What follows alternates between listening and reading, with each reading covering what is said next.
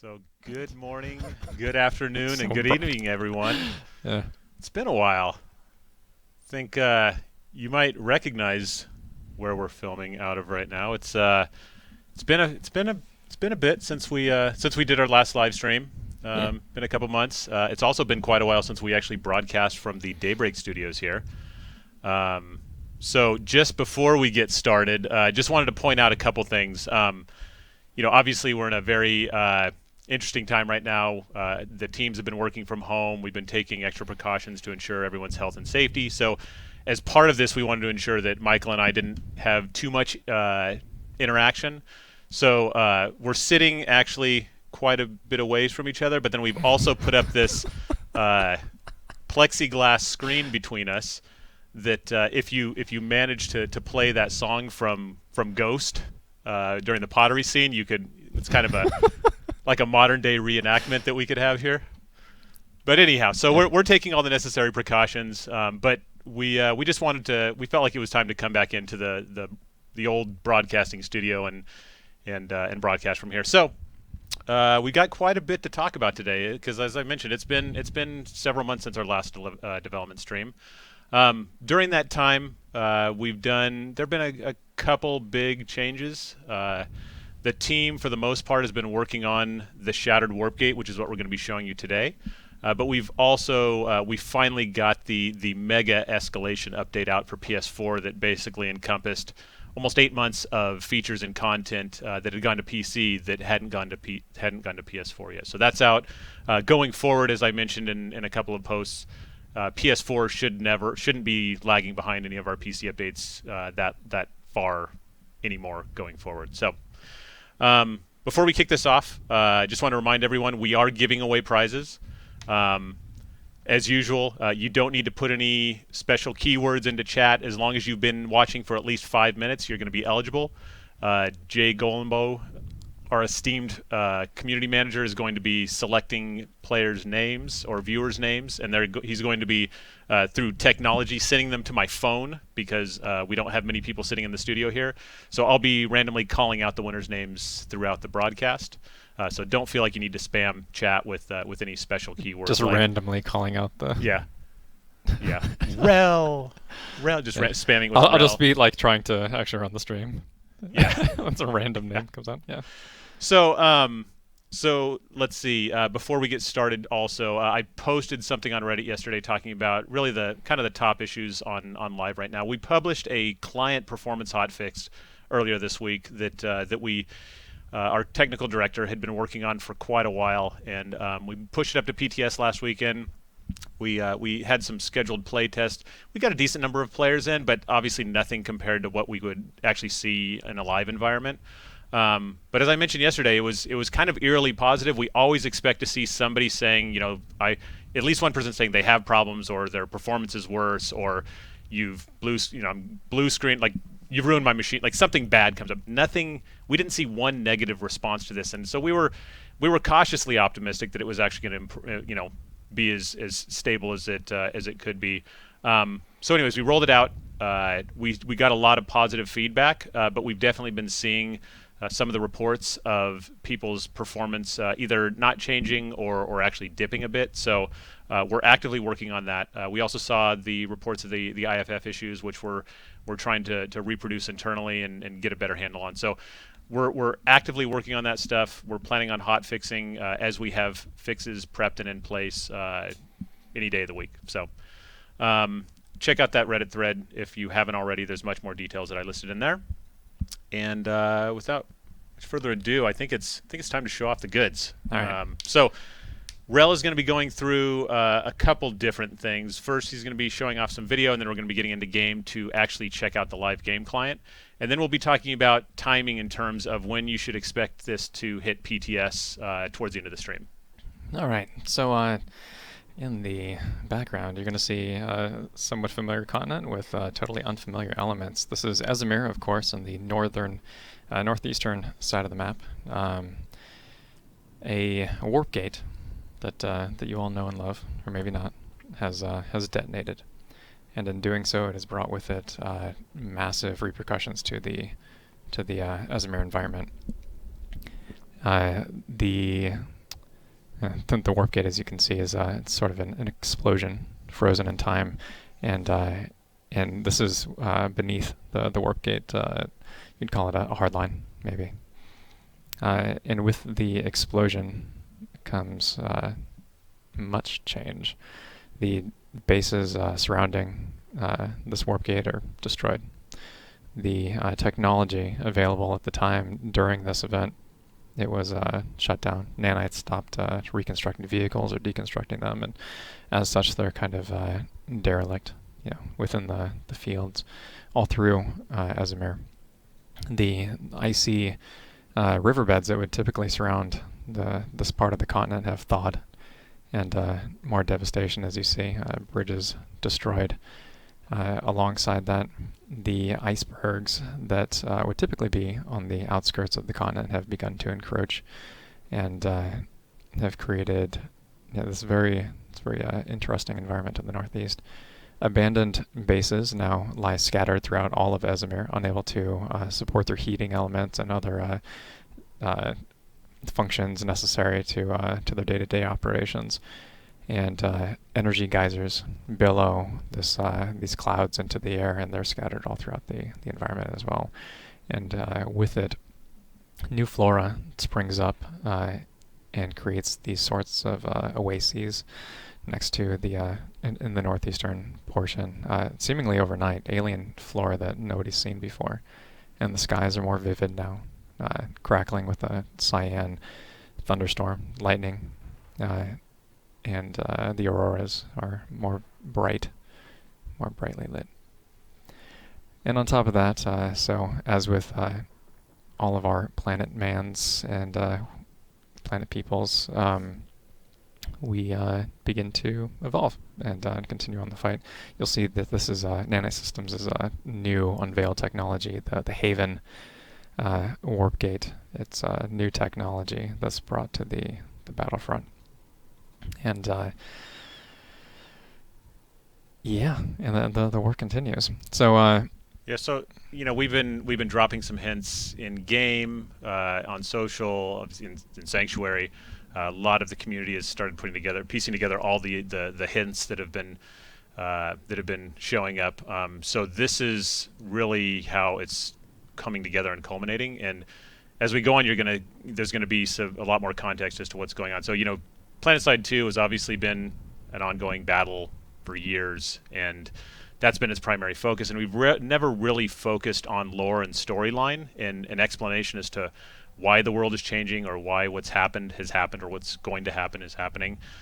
So this is the first time that we're really incorporating a system that incorporates, if I can say incorporate one more time, lore and story elements into the live game.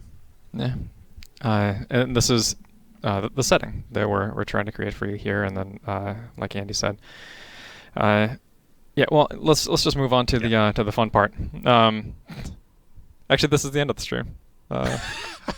You did it, guys. So where do we want to do giveaways are automatically rolling, aren't they? Yeah, I think. Yeah. Well, I think I need to formally announce the winners' names. Okay. And there. Oh, I see Justin typing frantically. I'm gonna bring it back to the main camera so I can do some sneaky stuff off screen. All right. Sounds like Justin's gonna roll three new giveaways now. Sweet. So with this update, let's get down to the nuts and bolts. So with this update, we have made some changes there. So Sanctuary, the social hub, which has been kind of we had the teaser elements that Andy mentioned before, and once you get back into Sanctuary, once you log in, you'll see some new elements, and just the visuals in general have kind of been updated. So we have, like you can see, the exterior of the facility is done and then the glass we've replaced with the shield shader, which has created some interesting some different visuals, give it more of a sci-fi theme, and also it performs better. most importantly. Right. The shops have been kind of changed up a little bit as well, and oh, I have my sound off. That's okay. You don't want to hear this guy's voice anyway. Oh, too loud. How you doing, Slick? Take a look, take a look. So you can craft exceptional implants now. That's probably something that I should have gotten to later in the stream, but just accessing this vendor here. And we are a very UI-driven game, so this still remains an option in the UI. It's just that we're creating more tactile feel, through the NPCs within Sanctuary, and that's especially good for guiding new players. Even if it's just opening up a new UI window for them, it helps and kind of slows things down. Helps the pacing. So that's the other shop, and then you got this one over here. There's a new vendor over here for the campaign stuff that we'll talk about later, and we also for the people who were asking, we switched the vendors around so they're under the appropriate monitors again. We also have a new mission board here, which looks super sweet. And if you access that, you'll go into the mission system, which we will be talking about. Should we go through the missions and campaigns first, or should I? Yeah. Okay. I think because that kind of frames all of these changes. Yeah, let's do that. Okay. So you saw the as we did the fly through in Esamir, there's obviously a lot of changes that have taken place, and we are kind of wrapping those changes, framing them in something we call the campaigns. And campaigns are built off of our new mission system, which is coming as well. So if I go to the campaign section here, you'll see this is the directives tab is it's got our campaign. You can move to players will be able to join campaigns free via membership, and then with the cert cost if they're not paying members. And campaigns give you access to multi-staged content that we move in. We have a story that kind of plays throughout multiple chapters, and we have 3 chapters currently, and they're targeted about a month for each chapter. And the intent is really to kind of infuse the lore, not only of the world, but also continue to evolve the story of PlanetSide 2, which is something that we haven't done before. And also, just to clarify, I know that whenever most games talk about storyline and lore, that's typically solo or single player. These are campaigns where the entire world evolves. This isn't some offshoot version of the game or offshoot modes or anything. Right. It's a campaign within the live full game. Right. Yeah. And because of that, the story, the events within each chapter, kind of they tell the story of an evolving world, and it's not so much that that you are the protagonist and you're the hero that are going down a quest chain, but we want to make sure that you continue to be that grunt that's kind of fighting the good fight all throughout. So within the chapters, you'll have access to one at a time for a limited time. Then if we go to play events, there's too much information here. I'm back up. So you'll go through. It's multiple. It's very similar to the mission system, which we'll get into, but we call them chapter events, and each event is kind of chained. Sometimes they branch, and you can do multiple different types at the same time, but it kind of just takes you through the story of that chapter. And we want the chapter content and the campaign content in general to be accessible to casual players as well as the hardcore ones. So we're making sure that that we're not throwing in stuff that you're going to need to grind super hard. There's plenty of other systems that do that in PlanetSide 2, as you're all aware. And we definitely just wanted to make it accessible so that we can tell the story and kind of share that with everybody. So going through it, you'll also have access to rewards. All of them are not showing currently, but each chapter kind of gives you a reward at the end, and then multiple or if you complete the entirety of the campaign, you get rewards as well. And it's again more casual, so it's not like you're trying to super hardcore grind out of battle pass in other games. It's very go at your own pace. For these segments of time, and the opt-in options are ultimately you can just pay certs, so you don't need to pay cash for it or anything. Mm-hmm. So moving on to the missions, so this is a new system that So for those who don't know, we do actually have a mission system in PlanetSide too.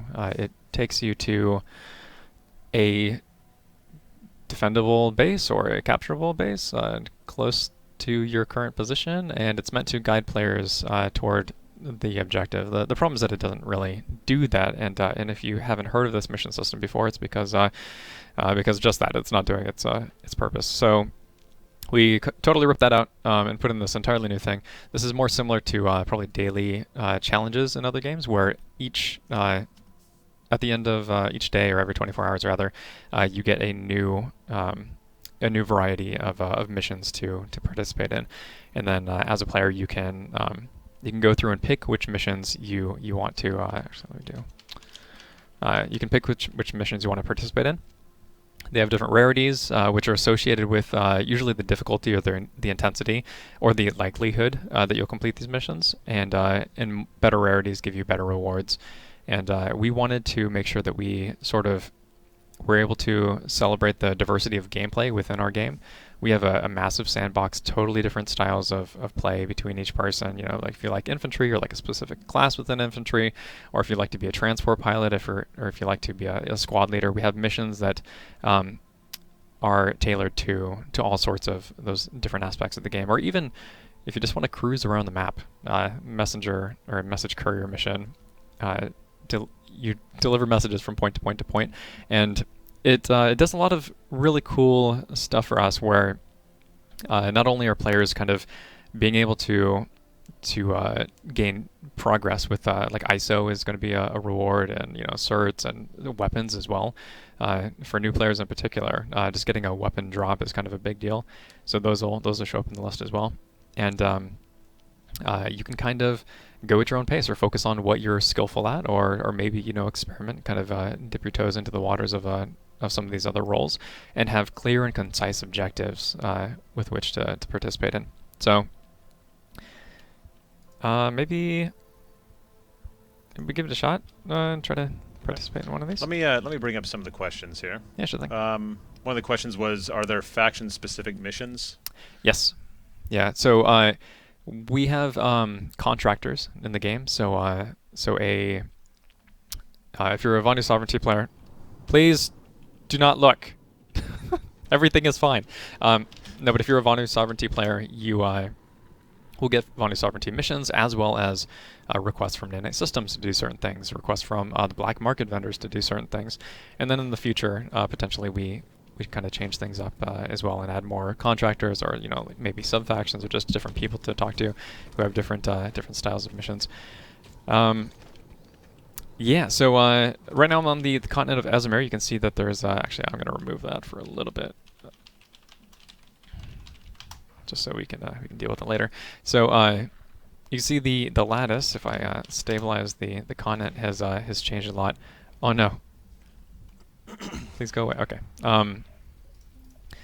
Yeah. So we've changed the lattice to make it more asymmetrical. The northeastern warpgate has exploded, and now we have this new warpgate in the on the eastern section here.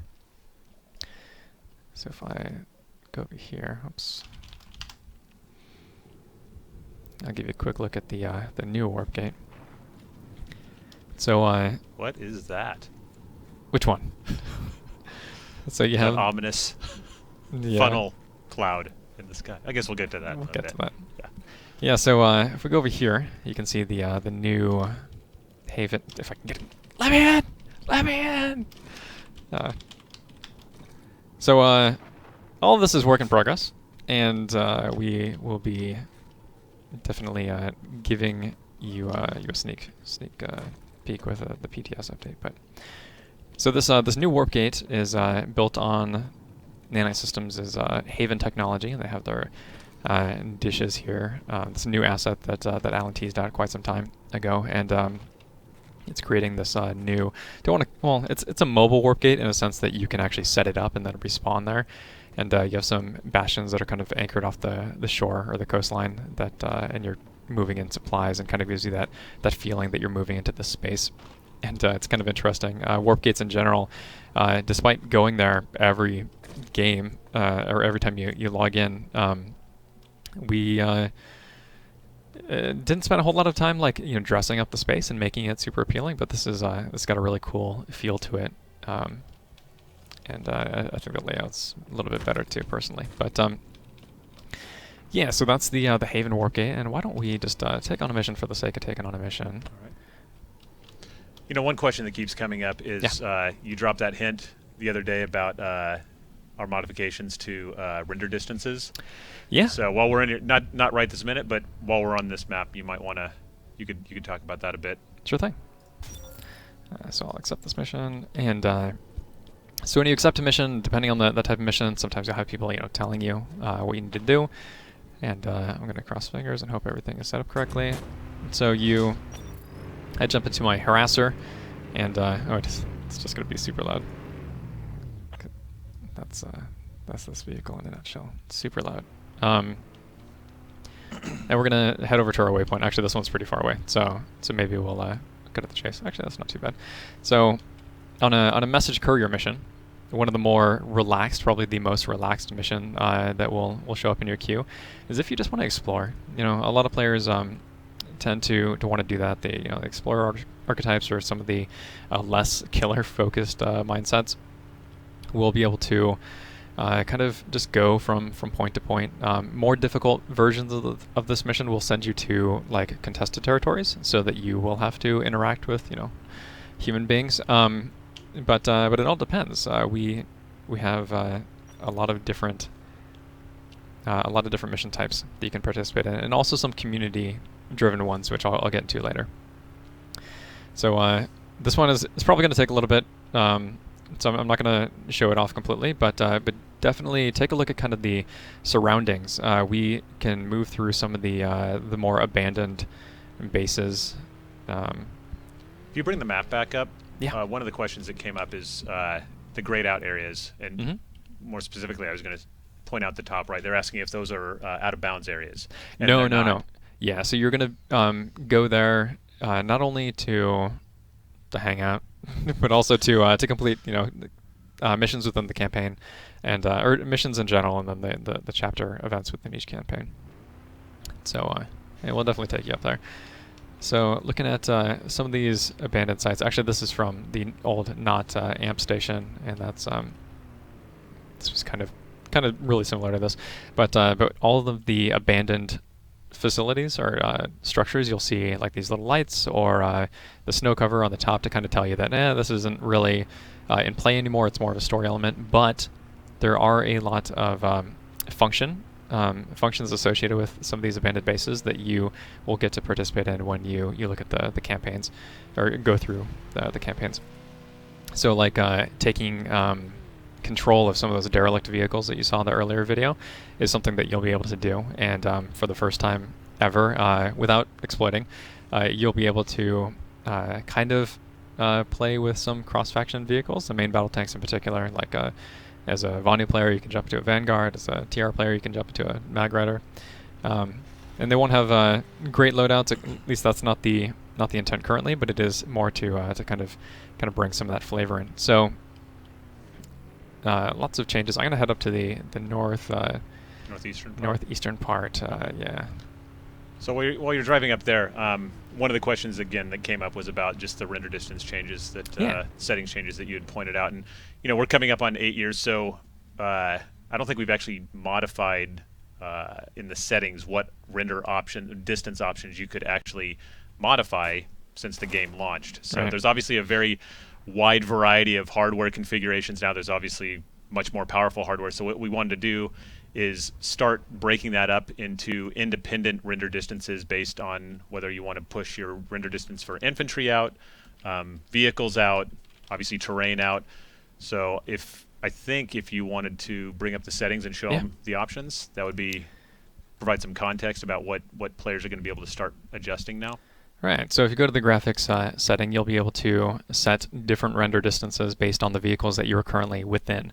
So you can use the global render distance. This is the normal setup.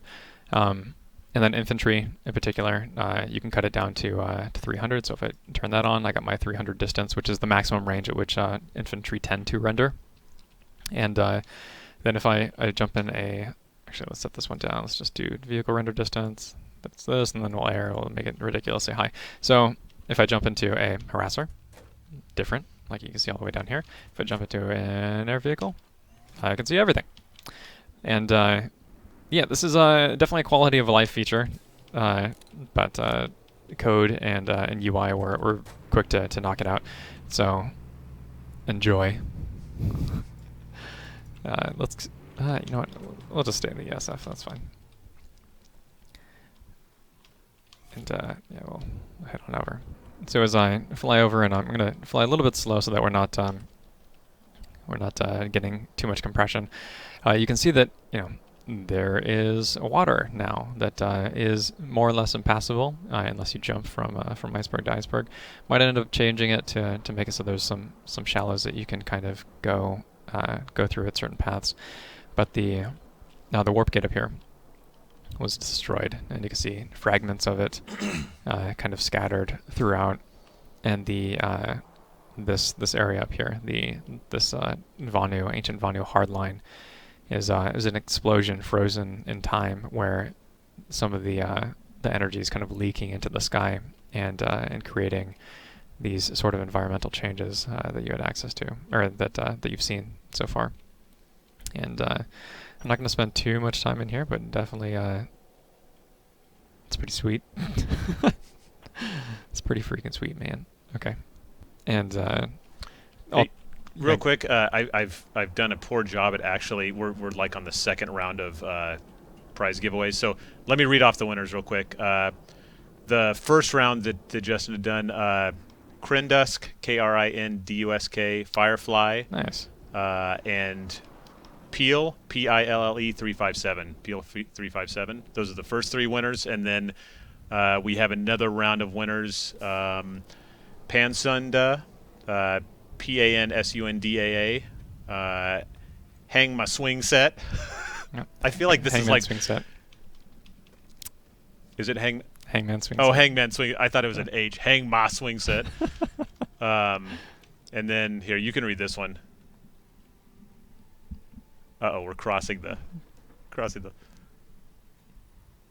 What, mnemonic giraffe? Mnemonic giraffe. You know what, Johnny Mnemonic, just as a side note, amazing movie, great movie. Hey, so one of the questions: can mag riders float Nope. across the river? Negative. They cannot, unfortunately. No, they actually lost that functionality at the end of PlanetSide 1. Yeah, it's a real shame. So you can see in this new biome here, some of these have begun to kind of spring up around these geysers, almost like an oasis of energy that's kind of molding and shaping the land. And the changes here have some implications elsewhere potentially. If, for example, if the Vanu technology is, a terraforming equipment, which actually we've stated in the past that it kind of is, but then what else could it do if it could do this so quickly? And with the explosion of that warp gate, is that bound to happen anywhere else? And something that just kind of riffing off of that, something that the campaigns bring us is that we're evolving not only the story, but you might see some environmental changes as well, kind of throughout. And yeah, so it's not we're using campaigns as kind of a delivery mechanism for well, I guess just staged content. We want to give you a better a cadence of updates. And doing it in this way kind of allows you to keep up a pacing, and also like lets us do really big scope updates in the background while peppering in some smaller scale ones. And we'll talk about some of the things that we're actively working on coming up toward the end of the stream. But yeah, looks nice. Yeah, so this is Esamir, definitely. So as I mentioned before, lots of you'll be able to get into PTS, and there's going to be a lot of polish that's needed, and we're continuing to work super hard on knocking all that out.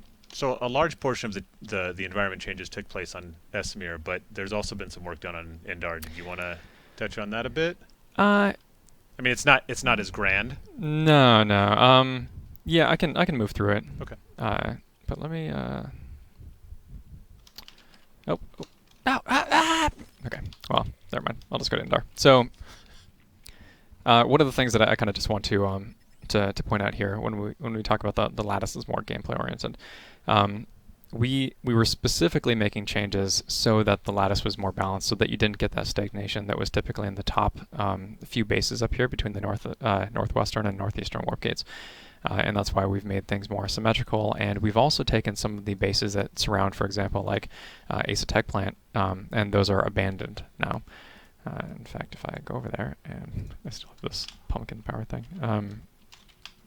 Oops.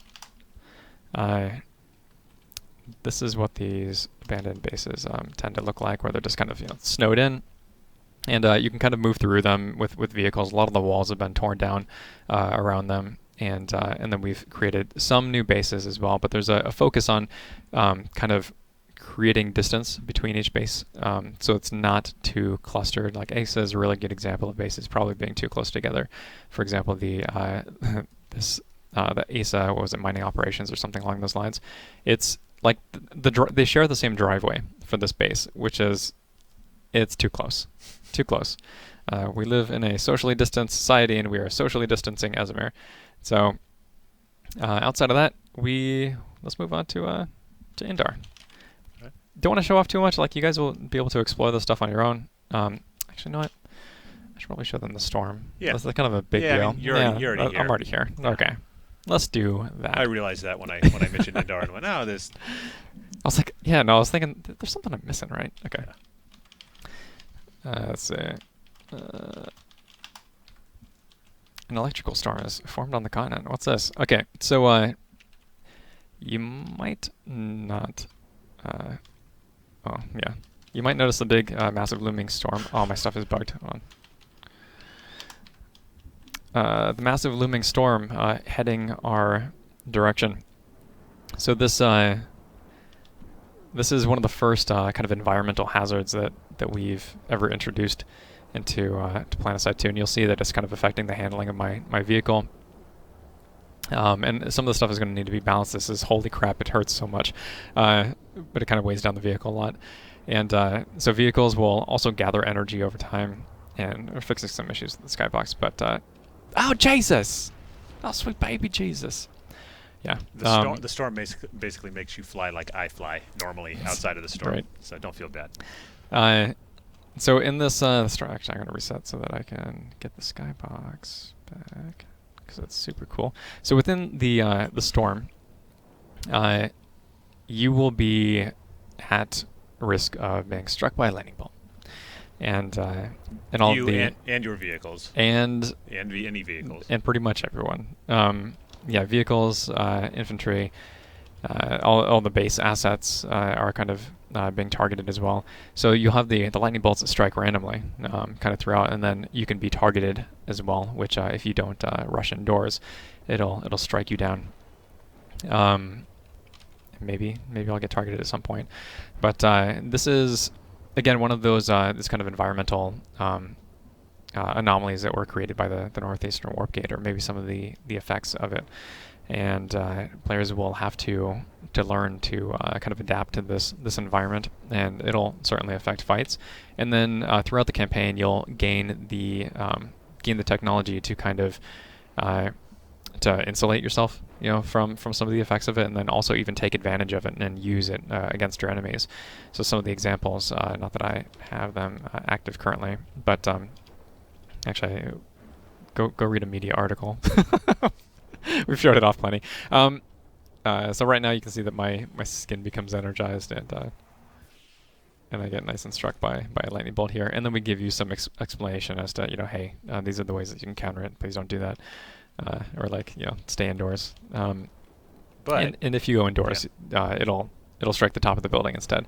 So you can definitely use it to your advantage in some ways. And then we have like a lightning grenade that will be able to throw. I'd have to go find the number to show it off. A little lack of planning on my part. But yeah, like lightning grenade is one of the technologies that you'll have access to. You can throw a sticky lightning grenade at people, and it will summon down the wrath of Thor to destroy your enemies.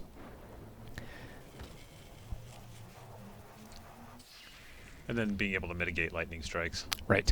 Yeah, so we have insulated armor that you'll have access to as well, and insulated plating for vehicles that make it so your handling isn't affected, or maybe not affected as much. And then kind of is able to deal with the energy buildup that's on the vehicle. So currently, if you're in a vehicle for too long, within the storm, and you can leave the storm and it'll just disperse the energy over time. But if you're in for too long, it'll detonate your vehicle. And we're still going to be tuning things. A lot of this is work in progress, as I said. But yeah, in this the storm is something that you'll be able to again harness later. Like there's some thrusters that you'll have access to probably in the second chapter. And in a lightning arrestor, which is a deployable that actually it creates a safe space for lightning bolts. So if any are nearby, it'll just take the brunt of the attack instead of you having to deal with it. Do you happen to have the item number for that? I don't. Actually, you know what? Kemo made this kind of easy. Let me see. Let's see. Look at that. Okay. Nice. Thank you, Kemo. Panic. Actually, I'm going to be struck by a lightning bolt before I can do this. Ow! Lights it! Ow! Okay. So, this lightning arrestor that I've deployed, this is one of the elements that you can use to kind of protect yourself. So any lightning bolt that kind of comes down within this area, the arrestor will absorb it. And I'm going to turn up the volume. Oh. And it gives you satisfying. It gives you this really satisfying noise when it absorbs some of the lightning. And there's going to be a bunch of tools that you have access to, like the neutralizer device could also remove energy from vehicles. I'm not going to show that one off. The lightning grenade, so as an example here, it is quite loud right now. I'll change that. So this okay, well that's a thing too. So this lightning grenade, I'll toss it. It'll stick to the vehicle. Sorry, it actually overloaded because it reached maximum energy. Man, that's powerful. powerful. This is the lightning bolt, which the arrestor absorbs, and then I'm also being targeted by a lightning bolt again. The arrestor absorbs it for me. So there's definitely ways to exist within the storm, and players are going to be trying to figure it out. And you didn't talk about taking advantage of it. The behavior of the storm and how it decides where to go in Esamir, right? Yeah. So so the way that the storm currently is set up is that it will periodically check for populations around the map, and it'll target the biggest fight, and then it'll slowly mosey its way on over there, and then repeat the process. So lots of potentially interesting behaviors that can come from this. If there's too much zerging down a lane, it could potentially scare people off. If there's too many defenders, it could act as a boon, for you defending the base. We'll definitely have to see how it plays out. I'm gonna die. Yep. Yeah, one of the questions that came up is, do we plan on having any other weather types or weather storms in the game? And I think the answer to that is, let's see how this goes. This obviously is going to have a potentially significant impact on gameplay.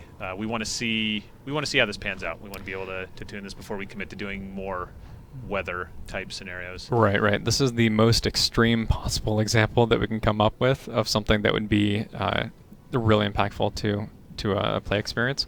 So as Andy said, we'll see how it plays out, and we're totally willing to tune things as the needs arise, and we definitely want to gauge kind of the response to these sorts of things, and also it's kind of, I don't know, to me it's a good kind of reality check for just the environment that you're within, and it kind of shakes up the gameplay experience too for players just by virtue of having one of these on the field.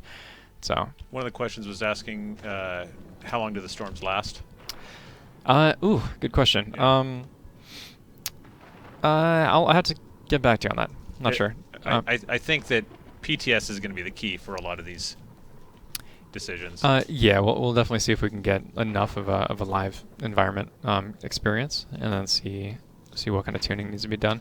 gonna head on over to Esamir or Indar. And then asking if storms can hit bastions, and I believe the answer is yes, hitting the hard points. Or I think it takes the hard points. I don't think we've actually tested that scenario yet. I'm sure it was in mind, but I do not know the answers to that currently.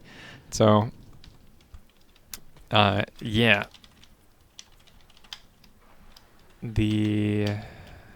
Let's say so.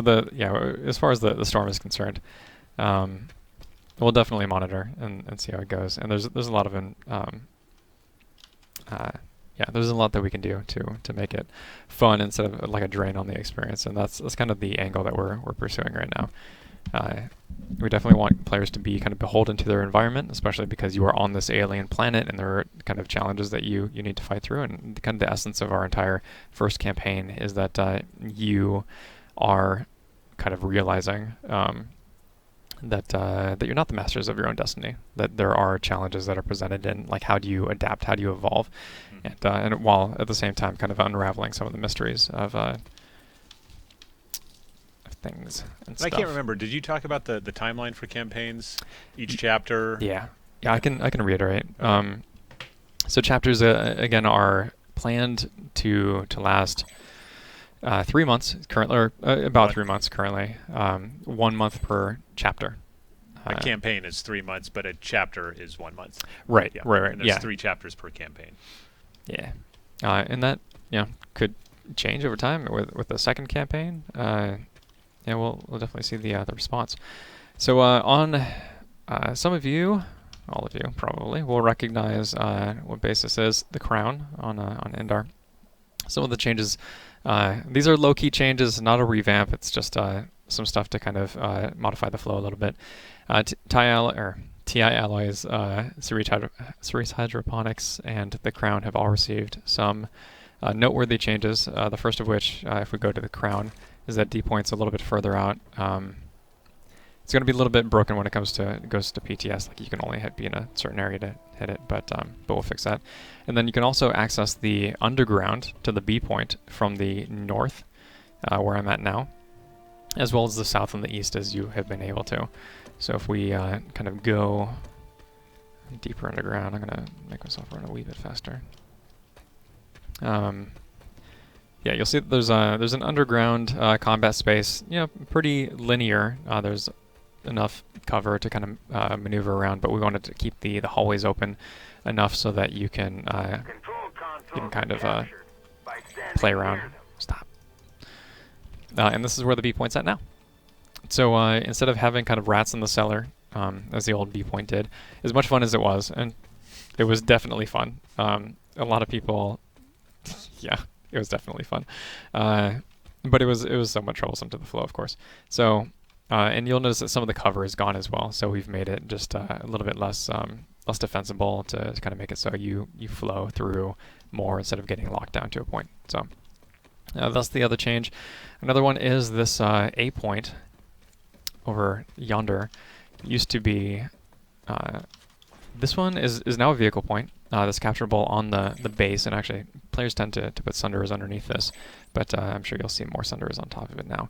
It used to be here, which you can, if as a defender of Crown, you can jump from the landing pad onto the capture point. Didn't really make sense, so that's changed as well. C point stayed the same, and again D point's way up there. So so basically how this hopefully should play out is that you have like 2 points that are basically a gimme. The third is I shouldn't even say a gimme, but or more easily accessible. And the C point is difficult. You still have to go up the hill, and then the D point is one of those as well. So like you typically get this one, just like you typically get this one, and then the B point will have contention, and the C point will have contention. But you'll also be able to push players out of the base, which it was difficult to do with the B point. And moving on to let's go over here. So the another point of stagnation was just the rock bridge. Rock bridge was actually implemented during a time when I believe TI Allies was not revamped, and then TI Allies got a lot of changes to it. But and during that same time period, this is my fault. I'm so sorry. I put a bunch of cover on the rock bridge, which helped. With that helps stagnate things because people just survive too long. It's really hard to clear them out. So and especially when this is kind of the center point of the map, and these bases are really close together. It's just not something that's that's really conducive to the flow around the map. So Rock Bridge is destroyed, is no longer. This will mean that players will attack it from the south primarily, and there's a center point here, as there has been, and a center point over here, which people tend to use, and then you can kind of use these hillsides as well, or from the north, which is the march up the Death Hill from Cerise Hydroponics, instead of kind of getting stuck here and then fighting each other, which isn't helpful for anybody except for the defenders, I guess. So in addition to those changes, I made some quick adjustments to add a path up the left side of this Cerise Hill. And as far as defenders from the crown, unless they're trying to snipe or something, there's really no reason for them to be there anymore because of how the points have shifted over. So that'll change things a bit. And then the inside, some of the cover has been removed around some of these areas, and then this wall has been put into place. And that's to kind of make it so there's more specific routes of attack and less cover overall, which again just contributes to better flow, hopefully. You'll still want to defend this this point, of course, but it should be hopefully a little bit more difficult to do now.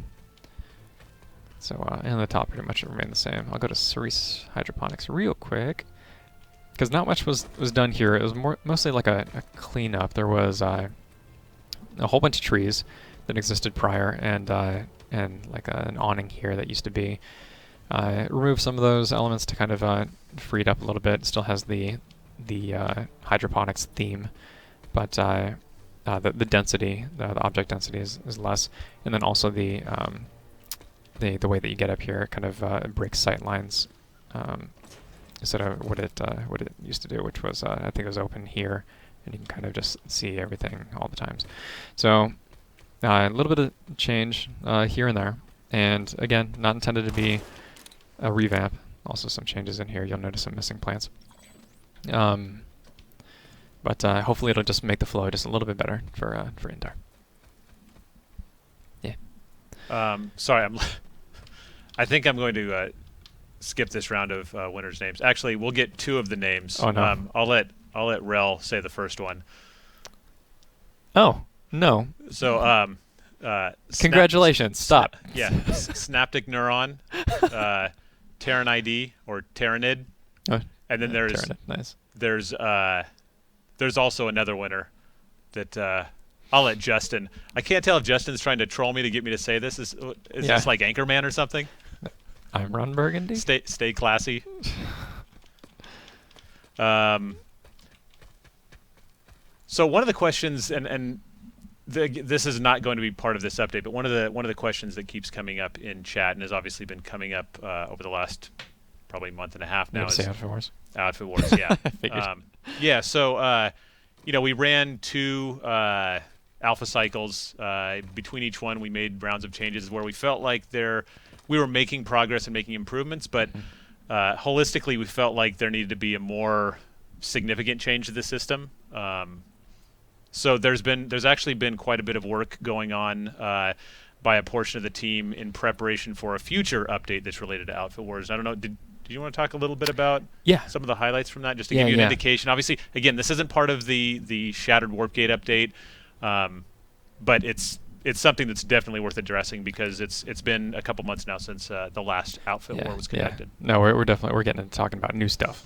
You want some new stuff? You got some new stuff. So as Andy said, one of the things that we're currently working on is Outfit Wars, and the kind of the mad rush on live gameplay was definitely creating burnout, and it was definitely creating kind of a way too intense experience for whenever an Outfit Wars would go on. Some of the outfits would go really hard into getting all the points, which is the point.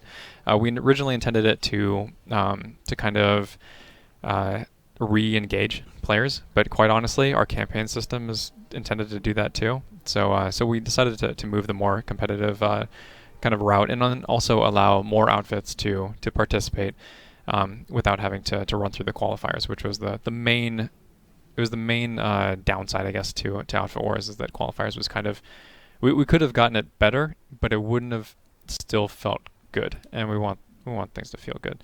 So Outfit Wars is going to be more like a traditional kind of like you play X amount of matches and then you gain score, and then the score will match you against players of similar skill levels, and then you'll do that throughout each cycle and then through a season. And this is, I mean that's it. We did it. Yeah. Congratulations. Just a teaser. Yeah. We'll be talking about it more in the next stream. Yeah, we definitely want to celebrate our outfits and stuff, and as far as rewards go, like this is giving us infrastructure to do those sorts of things, and it is a massive change currently being done. So you probably won't recognize Outfit Wars the next time you see it. Yeah. But in a good way. In a good way. In a good, less frustrating, less burnouty way. So there's a lot of little changes going into this update as well, which we're not going to cover today. But in terms of timing and expectations on when you should expect to see this hitting PTS, I hate to say soon, but we actually have the QA team is going through the potential PTS published candidate right now. We're just going to make sure that there aren't any major issues that we wouldn't want to have, showing off in the initial rollout of the update onto PTS. So that's going on right now. We're going to probably make a decision this afternoon. So there's a possibility that this might be going to PTS today or over the weekend, or it might be early next week. But keep an eye on the official PS2 Twitter channel. We'll post on Reddit. We will let everyone know high and low that this is when this is ready, and it might be as soon as today. Typically, we like to have the PTS published ready to go as soon as we finish the live stream. But we had a ton of changes coming in at the last minute last night, and we just want to make sure that the build is going to be stable and we don't push out something that's not quite ready for you. Right. Yeah. I mean, and definitely go into everything like understanding that we are intended to keep hammering away at it for the next however long. And then also with in terms of tempering expectations, the actual campaign is going to be disabled. Right. But the missions will be active. Right. And so we're gonna give you a set of missions to test and play through, and maybe we change them up. We don't. I mean, again, it's about setting expectations. We don't have a huge amount of missions right now with our current pool, but it is something that we're actively working on. So we want to make sure that the missions that you do see are functional, and then also kind of get your feel on how they're they're playing. Is it clear? Do you understand the objective? And maybe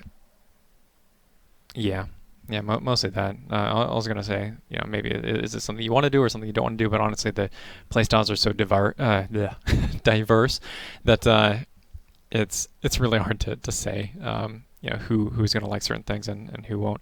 Maybe we can put out a survey and see like what your favorite missions are, or just like a poll on Reddit or something. That could be a good way to go too. Also, all the biolabs are destroyed, so yeah. Congratulations. Want to talk about? We'll just start our kind of efforts moving forward. So we talked about Outfit Wars is something that we're currently actively working on. Next thing that we're intending to work on is new player experience. That's going to be something that we kind of roll right into, as well as setting up chapter or campaign 2. Right. After campaign 1 finishes the first campaign. Yep. Because again, this is really just this is establishing the framework for the future of the campaign system and the mission system. So we can continue adding to it in addition to all the various features like Outfit Wars and content that we'll be adding as well to the game. Yeah. But yeah. So I think that's about it. All right. Well. Okay. We just or do we just leave? Yeah. We just pull the headphones off and go. So just to kind of recap, we're excited that this is the first time we're actually starting to incorporate lore and storyline into the game. That's not these solo offshoots. It's actually taking place in the world. This is a pretty big shift for us. It's difficult to express the amount of work and effort that has gone into this particular update, and hopefully, in spite of my presentation here with teleporting all over the map and not being super too exciting, But hopefully you're able to see that once you get in. We definitely have reaped a lot of benefits from having a larger team size, and we're able to kind of take PlanetSide 2 in a direction that's more, I don't know, in line with something that you'd probably want to see. Like, this game has a lot of potential, and we're trying to get it to live up to it. Cool. All right. So again, just a quick recap.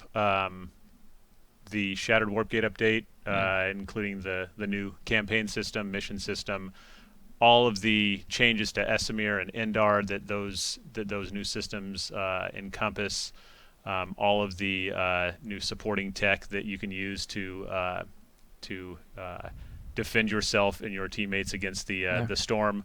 All of this is planned to come to PTS relatively soon. Again, as I just mentioned, it could be as early as today. It might be the next couple days. We're literally going through the final build candidate right now, and I think that's about it. We'll be on Reddit and Twitter throughout the day answering questions and anything that comes up. Our focus for the next couple hours is just really going through that final build, but we're hoping we can get it up relatively quickly. I should have talked to them about the community missions. I meant to do that.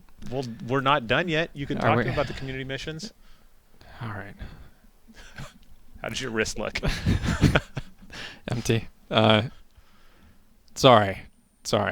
But there's so much going on right now that it's difficult to keep track of it. Okay. This dividing glass is it's thrown off our chemistry here. Something about that, yeah.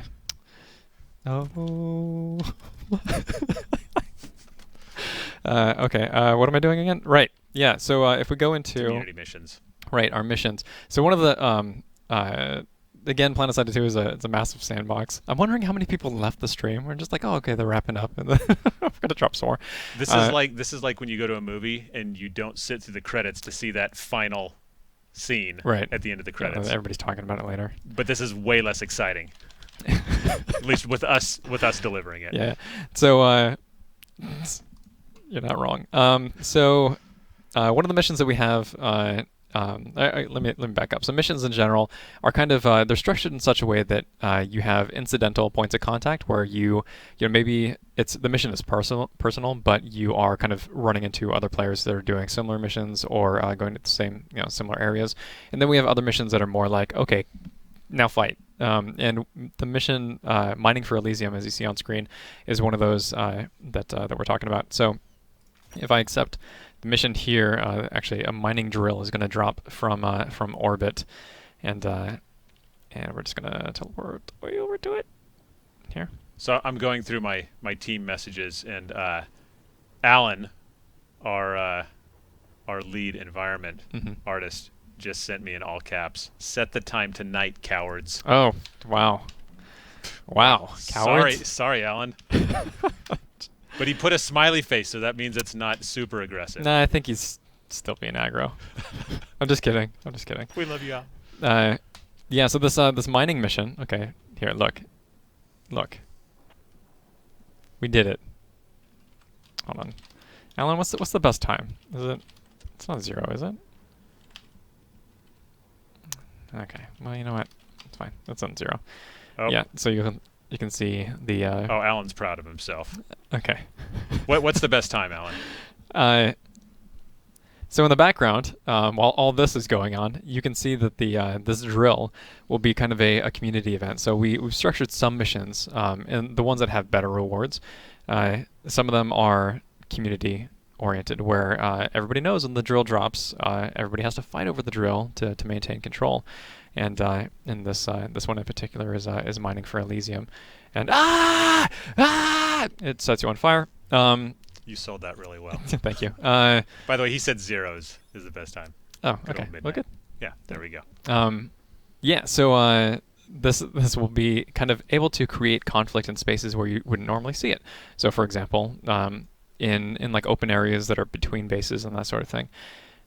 These drills will drop, and they'll do so periodically. Then we also have supply convoy missions where everybody will kind of rally in the warp gate, and they'll get their sunderers ready and that sort of thing. And then supply protection missions, which protects those vehicles, and then supply disruption vehicles, where you go after those vehicles. So it's created. It's intended to create sort of like an interconnected web of action that's taking place, outside of the normal lattice moment to moment, though that's still very important as well. Yeah, that's basically it. I'm trying to see if We're there's good. anything else we might have left off. Again, there's a lot of little changes going in that we're just not covering here. Yeah. Oh, war assets are getting revamped. Sorry, no, I mean the resources are getting overhauled. Yeah, so we should probably just leave. You want to just leave and like let them do this on PTS? Because there's a lot. There's a lot of stuff here. Yeah, let's have a live update on how the QA team is doing on the build. Let me send our QA lead a message. What's funny is that we've actually talked about doing a live, like start to finish, live stream. Oh yeah. Right. Could be this one. It could be this one. I hope it's not. Yeah, we were. So just to share some behind the scenes discussion. Right. We were talking about during larger updates like this, literally when the servers come down, doing a live broadcast from start to finish, and then it sounds great until like something goes horribly wrong and it becomes like a 12-hour death march stream where but we're like assuming it went well and it was just a couple hours for the update. We were talking about treating it more like a development stream where we bring in guests on the team to talk about the various things that they're working on, either as part of the update or as part of working on PlanetSide 2 or stuff that they're working on in the future. So we might do that in the coming soon. It is a possibility. It is a possibility. In some timeline. Yeah, but we were going to have like infographics on the bottom of the screen that showed like the timeline of like where we were in the process of bringing the servers down and updating. Yeah, Alan, have you finished the infographics? Yeah. Hold All on. right. I'm messing. No, hold on. Oh, Jesus. Everyone's still here. Let's see how the build review is going. Okay. What time is it? It's new. It's 12:02. Okay. People in Europe are like, it's the evening. I am so sorry to everyone. Andy and myself are way out of practice. We haven't seen each other in person in quite a while, so this is my opportunity to spend more quality time with Rel for at least a couple more minutes. Oh, man. Yeah. So this is either like the scene from Ghost or like I'm visiting Rel in prison. Right. Like we're doing we got to do the knuckles to the plexiglass. We could have the phone up. But Rel in jail. How are you doing, man? Have you become? Never mind. All right, so they're still going through it. Our QA team's still going through the build. So far, it doesn't look like there's any issues, but we will. Okay. Yeah, we'll see. I just got spammed with a list of text. Okay, good. So good. We'll take a look at how that is afterwards. Coming up, Millhouse. Yeah, let's close it out. Yeah. Let's find a rhythm. Okay. Close it. Okay. All right. All right. So thank you very much. Thank you all. That was it. Yeah, that was it. Okay. Yeah. So thank you again for joining us. We'll be doing this again sooner than last time. Right. We need practice. Yeah. Yeah. But again, we'll be posting more details on when it actually hits PTS, which could be relatively soon, and we'll be scheduling some organized play tests because we're going to need to get a lot of eyes on these changes, and yeah. So we hope to see you in PTS soon, and after this, feel free to ask any questions on Reddit or the official forums or Twitter, and we'll try and get to them as quickly as we can. And yeah, thank you all. Thank you.